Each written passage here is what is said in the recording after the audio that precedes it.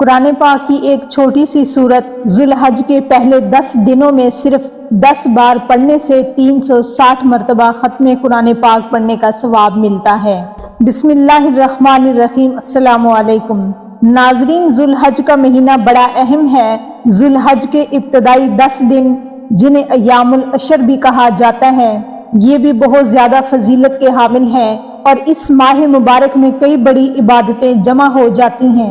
مسلمان ان عبادات کو اپنی اپنی استطاعت کے مطابق بجا لاتے ہیں، بہت ساری محنتیں اور مشقتیں اٹھاتے ہیں۔ کوئی حج کی عبادت میں سرگرداں رہتا ہے تو کوئی قربانی کی عبادت میں مصروف رہتا ہے۔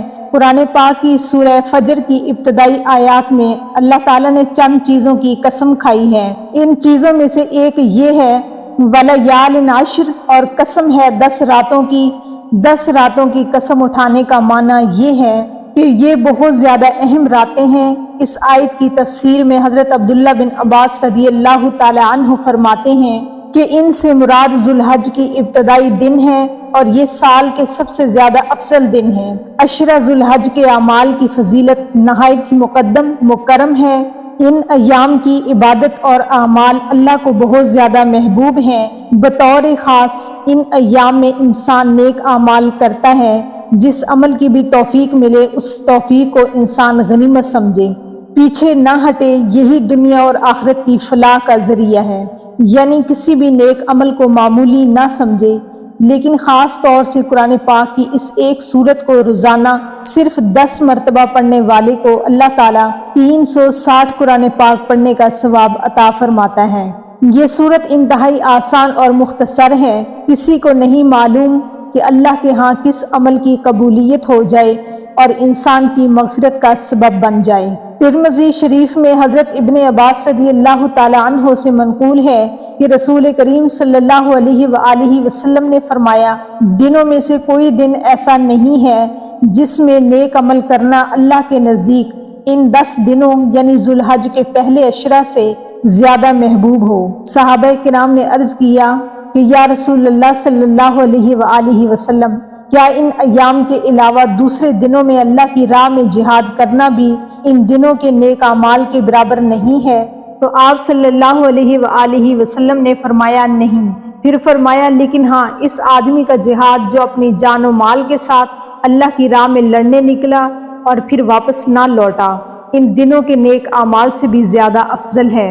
اس حدیث سے مبارکہ کا مطلب یہ ہے کہ اگر جہاد ایسا ہو جس میں مال و جان سب اللہ کی راہ میں قربان ہو جائیں اور جہاد کرنے والا مرتبہ شہادت پا جائے، تو وہ جہاد البتہ اللہ کے نزدیک ان 10 دنوں کے نیک اعمال سے بھی زیادہ محبوب ہے، کیونکہ ثواب نفس کشی مشقت کے بقدر ملتا ہے، اور ظاہر ہے کہ اللہ کی راہ میں اپنی جان اور اپنا مال قربان کر دینے سے زیادہ نفس کشی اور مشقت کا کیا ہو سکتی ہیں۔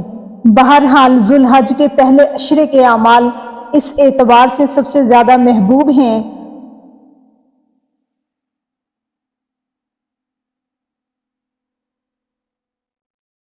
کہ بہت زیادہ برگزیدہ اور باعظمت و فضیلت دن یعنی عرفہ انہی دنوں میں آتا ہے، اور افعال حج بھی انہی ایام میں ہوتے ہیں۔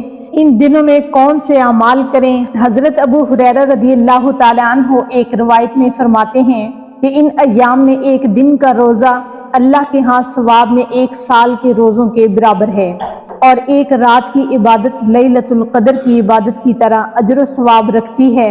اس روایت سے ہمیں یہ معلوم ہوا کہ ان دنوں میں روزے رکھنے کی کوشش کرنی چاہیے، اور جس قدر ممکن ہو عبادات کریں، خصوصاً رات کے اوقات اور رات کے آخری حصے میں۔ اس میں جس کو عبادت کی توفیق مل جائے وہ اگرچہ 2 رکعت نفل ہی کیوں نہ پڑے، بہت بڑی سعادت کی بات ہے۔ لہٰذا ہمیں چاہیے کہ ان ایام میں دن میں روزہ رکھیں اور رات میں جس قدر ممکن ہو عبادت سے اپنے آپ کو محروم نہ رکھیں۔ خود رسول کریم صلی اللہ علیہ وآلہ وسلم کے بارے میں ازواج مطہرات نقل فرماتی ہیں کہ آپ 9 دنوں کے روزے رکھتے تھے، پھر ان دنوں میں 9 تاریخ یوم عرفہ کہلاتی ہے۔ اس دن کا روزہ بطور خاص بہت بڑی فضیلت کا حامل ہے۔ اس سلسلے میں قرآن پاک کی مختصر سورت کے بھی بہت ہی زیادہ فضیلت وارد ہوئی ہے۔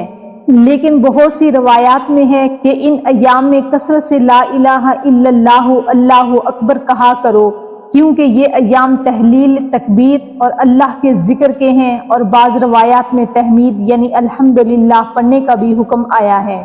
مقصود یہ ہے کہ ان ایام میں ذکر کی کثرت کرنی چاہیے، چاہے وہ ذکر و اذکار ہو، قرآن کی تلاوت ہو یا درود پاک کا پڑھنا ہو۔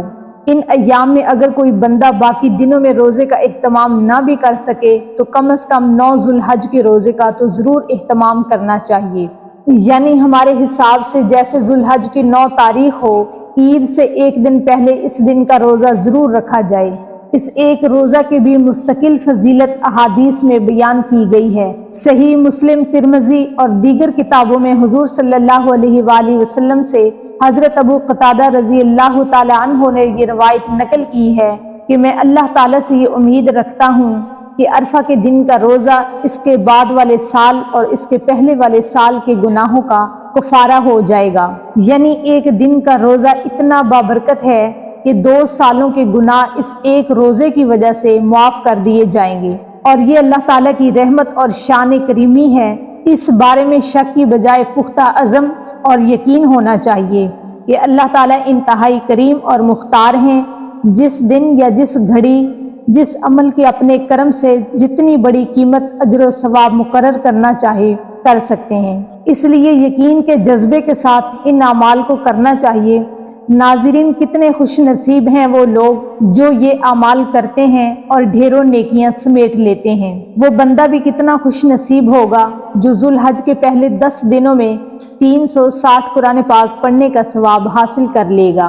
حضور نبی کریم صلی اللہ علیہ وآلہ وسلم نے ایک روز اپنے صحابہ کرام سے فرمایا، جمع ہو جاؤ، آج میں تمہیں 1/3 قرآن سناؤں گا۔ سب صحابہ کرام جمع ہو کر بیٹھ گئے۔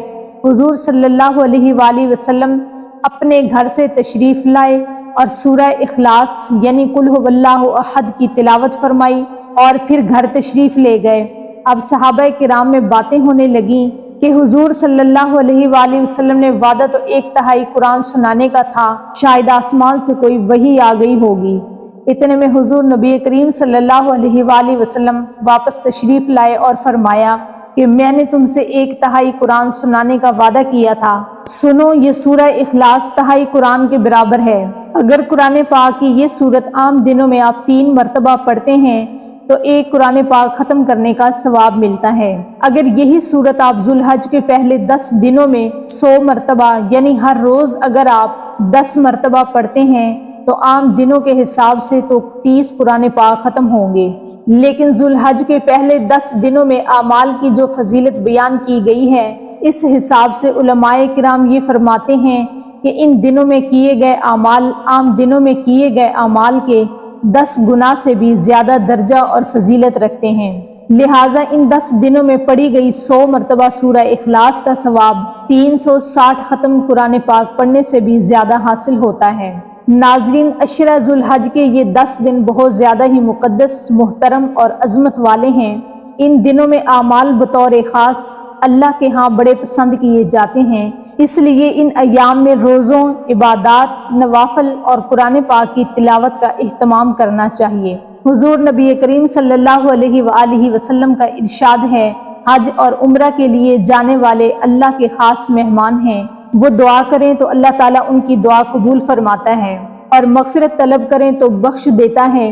حضور نبی کریم صلی اللہ علیہ وآلہ وسلم کا ارشاد ہے کہ اللہ ہر روز اپنے حاجی بندوں کے لیے 120 رحمتیں نازل فرماتا ہے، جن میں 60 رحمتیں ان کے لیے ہوتی ہیں جو بیت اللہ کا طواف کرتے ہیں، 40 رحمتیں ان کے لیے جو وہاں نماز پڑھتے ہیں، اور 20 رحمتیں ان لوگوں کے لیے جو صرف کعبہ کو دیکھتے ہیں۔ اللہ تعالیٰ سے دعا ہے کہ ان بہت ہی بابرکت دنوں کی برکت سے ہمارے ٹوٹے پھوٹے اعمال کو قبول فرما کر ہمیں بہتر عمل کرنے کی توفیق دے، آمین یا رب العالمین۔ ناظرین، ویڈیو اچھی لگے تو لائک، شیئر اور چینل کو سبسکرائب کر دینا۔ جزاک اللہ۔